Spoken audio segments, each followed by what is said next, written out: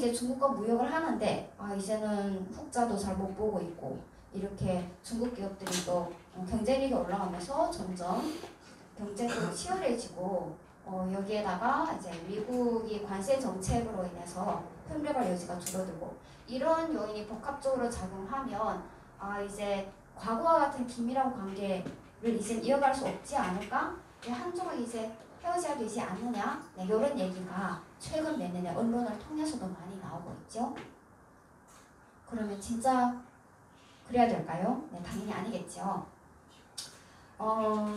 왜냐? 이제 미중 갈등이 이제 단기적으로 심화되고 다양한 방향으로 영역이 넓혀질 수는 있겠지만 어때요? 중국은 여전히 세계에서 가장 큰 생산기지이자 또 가장 큰 소비시장의 하나이기도 하고 미국은 가장 큰 소비시장이고 두 나라의 경제적 상호 의존도가 상당히 높기 때문에 두 나라 간의 완전한 분리는 사실 불가능하다는 것이죠.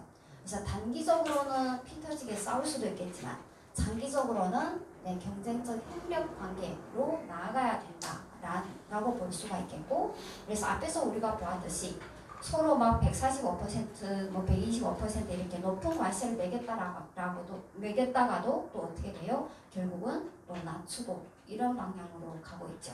결국은 이제 쭉 이러한 전쟁을 장기전으로 끌고 갈 수가 없다라는 얘기가 되겠습니다. 그리고 미국이 이렇게 고관세 정책을 추진을 하면 결국 미국 입장에서도 손해가 되는 거죠. 소비자들이 원래는 싸게 월마트나 이런 데서 중국 제품을 수입을 해와서 그 혜택을 누렸는데 물가가 올라간다. 인플레이션도 많이 높아질 것이고 또 경제가 좋지 않으면 물가가 올라가면 기업들이 또 어때요? 생산 비용이 올라가서 생산을 많이 못하게 되면 또 고용을 많이 못하게 되고 그럼 실업률도 올라가고 이런 부정적인 측면의 영향이 미국뿐만 아니라 전 세계 경제는 긴밀하게 연결이 되어 있고 서로 무역하고 투자를 하기 때문에 또 다른 나라가 미국에 수출을 많이 못한다라든지 이런 전 세계적으로 영향을 미치고 또 중장기적으로도 좋지 않죠. 단기적인 영향뿐만 아니라 중장기적으로 미국이 계속 이런 정책을 추진한다. 그러면 어때요? 다른 나라들이 대체 시장을 찾고 그러면은 이제 미국의 수출을 적게 한다라든지 그러면 결국은 미국의 투자도 이제 적게 하게 되고 이런 여러 가지 부정적인 영향을 끼치게 되기 때문에 고관세 정책을 이렇게 지속적으로 오래 가져갈 수는 없다.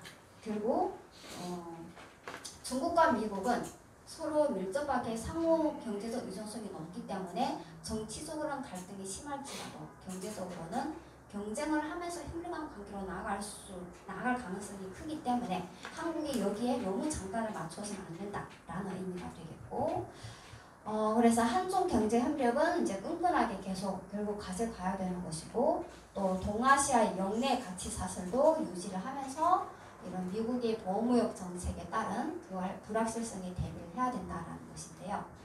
얼마 전에 있었던 한중일 통상장관회의에서는 어땠어요? 세 나라는 반도체를 비롯한 이런 분야에서 공급망 유지를 해야 된다. 우리 세 나라는.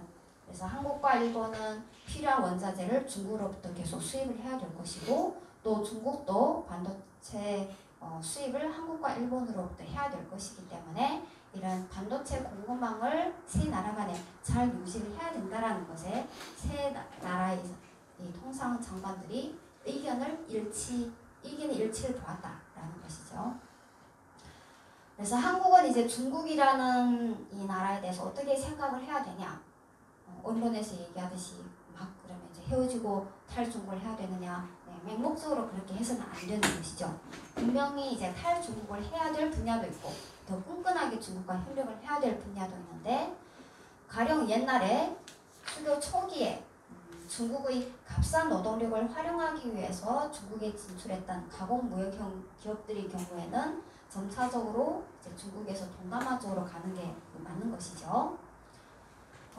그리고 이제 앞서 보았듯이 이제 일부 분야에 있어서 한국이 중국에 비해서 이제 경쟁의 우위가 없다라고 보았었는데 그렇게 우위가 없는 분야, 전기기계나 의약품이나 컴퓨터 이런 분야도 단계적으로 점차 중국 시장에서 나오는 것이 바람직하다라고 볼 수 있겠고 그렇지만 아직은 서로 경쟁 관계에 있다라든지 아니면 한국이 중국에 비해서 경쟁 우위를 갖고 있는 분야 예를 들면 뭐 화학이나 의료 정밀기기나 전자통신, 특히 뭐 반도체 이런 분야는 여전히 중국에서 살 길을 잘 모색을 해야 되겠죠. 그리고 어때요? 앞서 이제 우리가 가공 단계별로 보았을 때 주로 중간재를 중국에 많이 수출하고 또 수입도 하고 두 나라의 무역 구조가 이렇다라고 보았었는데 중국이 이제 소비재 시장이 점점 커지고 있죠. 그런데 소비재 시장에 한국 기업들이 아직 많이 안 들어가고 있죠. 그래서 소비재 분야에서 중국 시장에 더 빨리 진출해야 된다라고 볼 수가 있겠고, 특히 이제 자동차나 전기차나 스마트폰, 가전 이런 분야는 중국이 가장 큰 소비 시장이기 때문에 이렇게 가장 큰 소비 시장이 물리적으로 바로 옆에 있는데 중국을 두고 다른 나라로 갈 수가 없겠죠. 또 다른 한편으로 이제 전 세계적으로 제조업의 서비스화가 가속화되고 있습니다. 뿐만 아니라 중국도 서비스 시장이 점점 확대되고 있죠. 그래서 2013년 이때부터 중국의 이제 산업 구조, GDP에서 이제 1차 산업이 얼마이고 제조업을 비롯한 2차 산업이 얼마이고 서비스 산업이 얼마나 큰 비중을 차지하는지를 보았더니 2012년부터 이제 서비스업이 GDP에서 가장 큰 비중을 차지하더라라는 것을 볼 수 있겠습니다. 그래서 이제는 확대되는 중국의 서비스 시장을 한국 기업이 어떤 식으로 이제 공략을 할 것인지에 대해 더 많은 고민을 해야 된다라는 얘기가 되겠죠. 다음으로 앞서 보았듯이 원래 이제 중국이 한국에 투자를 할 때 서비스업 쪽으로 많이 투자를 했었는데 이제 2021년 이때부터 미중 간의 관세 전쟁으로 인해서 제조업에 대한 투자가 더 많아지고 있다라는 새로운 양상을 볼 수 있었죠.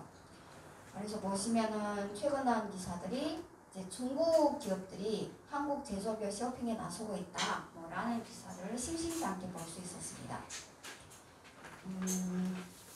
근데 한국은 이제 중국 자본이 들어오는 거에 대해서 좀 위협적으로 느끼는 것 같아요. 근데 전혀 그렇게 생각을 할 필요가 없고, 기존에 이제 한국이 주로 중국에 많이 들어갔고 중국은 이제 한국에 적게 들어왔는데 이런 투자의 비대칭성을 해결할 수 있는 좋은 기회이죠.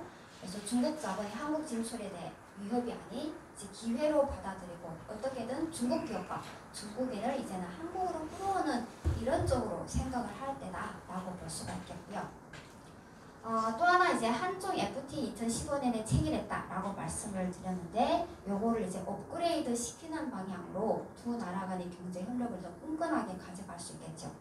그래서 애초에 두 나라가 FTA를 맺을 때 이제 상품 분야에서 서로 관세를 낮추는 것도 있지만 점차 확대되는 이제 서비스 시장을 노리고 사실 한국의 입장에서는 중국과 FTA를 체결한 측면이 많다라고 볼 수 있겠습니다.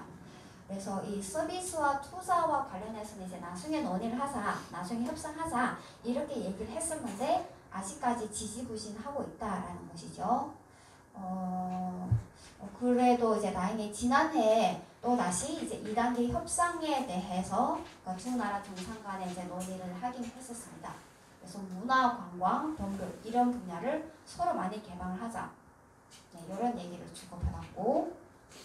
또 기존의 상품 협정에 있어서도 최근에 많이 이슈가 되고 있는 이런 공급망과 관련된 분야라든지 디지털이라든지 이런 새로운 아젠다를 포함시키면서 기존의 상품 협정을 개선을 할 필요가 있겠는데 실제로 중국은 이제 2015년 이때부터 아세안이나 칠레나 싱가포르, 뉴질랜드 이런 국가들과 기존에 체결한 이 FTA에 대해서 개선 협정을 꾸준히 체결해 오고 있기 때문에 한국과의 FTA도 개선 협정을 체결하면 좋겠다라는 생각이고, 또 무엇보다도 두 나라 간에 서로 이제 대화를 통해서 서로 잘 이해를 하고 또 상호 존중하는 이런 자세가 어느 때보다 중요하다라고 볼 수 있겠는데요. 이제 다행히 이제 지난해 한중 정상회담이 있을 때 어때요? 여러 가지 좋은 얘기가 많이 오갔죠. 그래서 한중 간에 외교 안보 대화를 새로 만들자라는 얘기도 있었고, 앞서 얘기했던 이런 FTA 2단계 협상을 빨리 재개하자 이런 얘기도 있었고, 또 투자를 잘 하기 위한 이런 투자협력위원회도 하고, 수출 통제 대화체를 출범을 한다라든지 이런 긍정적인 움직임을 볼 수 있었습니다.